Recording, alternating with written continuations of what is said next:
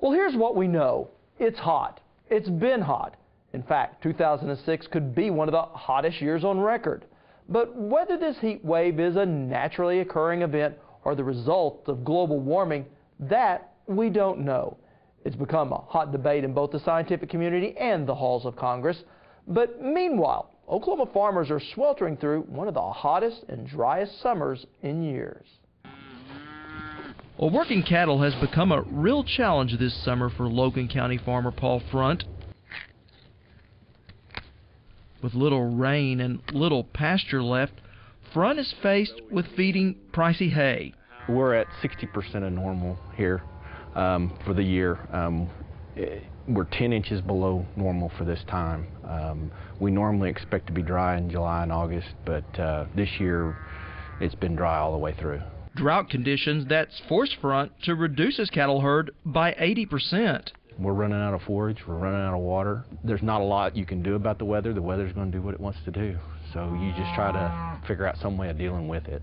Now, while farmers like Front may be the first to feel the pain from this year's drought, they certainly won't be alone.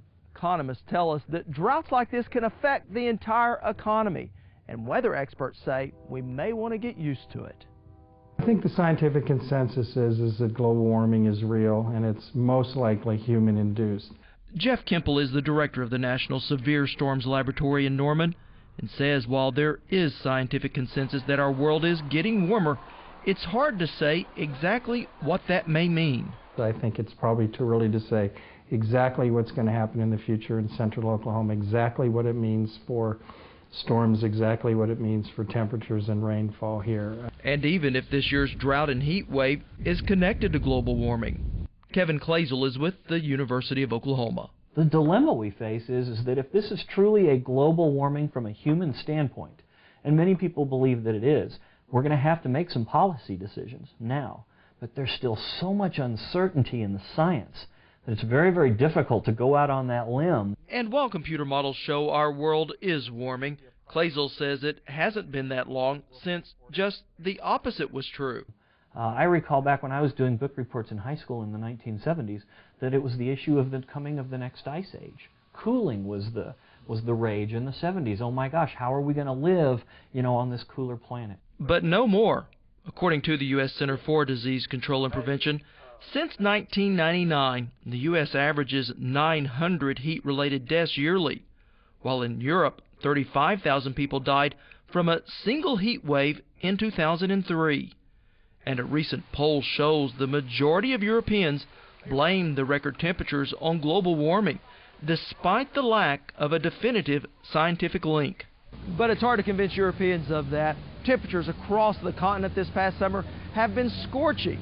Even here in temperate Munich, Germany, where they seldom see the 90s, they've recorded temperatures close to the century mark, convincing many here that global warming is all too real. We are seeing the potential impact now of climate change better and better. Jean-Marco Muller heads the European Union's Institute for Environment and Sustainability and says the impact of global warming will undoubtedly worsen as developing nations continue to industrialize.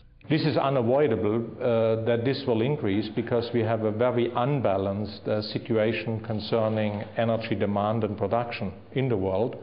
And we have to accept that some of the countries like India, Pakistan, China, that they have a huge demand for energy. And with it, a huge producer of greenhouse gases, which was the source of much discussion with scientists gathered in Germany to discuss our planet's fate. The climate is a wonderfully complex thing. It does all sorts of fun things. Everything kicks it at least a little bit and tweaks it and so on. But increasingly, CO2 is the big gorilla. It's got the big knob and it's turning it towards hot.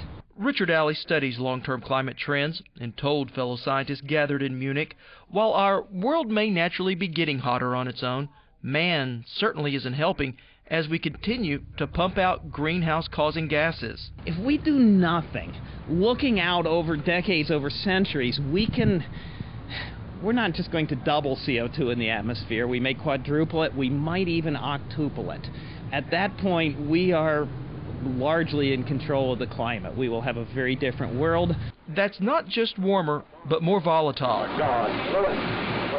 with increased storms and longer droughts. Most of the models, as they run into a global warming future, tend to dry out the grain belts in the summer, which would damage Oklahoma's $8 billion ag industry. Really what's happening is instead of getting a lot of smaller rain events, we're getting a lot of large events and then nothing for a long period of time. And that is what really impacts agricultural practices. You can't go to a farmer and say, well, we're not, it's not that bad. They'll look at their crop and say, oh, yes, it is. So we're seeing a shift in how our rain falls, which is a little bit alarming. For us, I can't tell you that I'm going to be here next year because I don't know for sure. We know that if we're in a dry spell, we've already made adjustments for that for next year. We know that we are going to start using low water usage crops.